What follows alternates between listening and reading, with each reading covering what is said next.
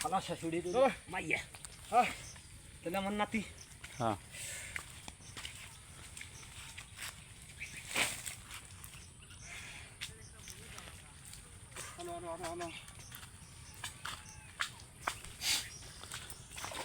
আরে কষ্ট, আরে পানি নাই রে, এলাকায় পানি নাই, আরে কষ্ট।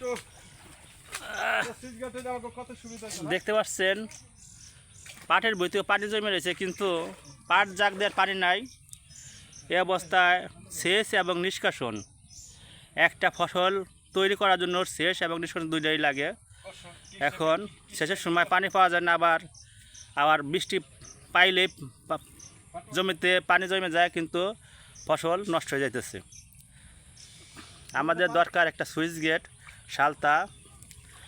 সালতা উপজেলা ভাওয়াল ইউনিয়নে একটা সুইচ গেট অবশ্যই দরকার ইসুফদিয়া গ্রামের জন্য। তাইলে আমাদের এই কষ্টটা দূর হইতো। এখানে আমরা প্রতি বছর পানিতেই পাট নই, কিন্তু এবার দেখতে পারতেছেন এই যে আর পড়ে গেছে।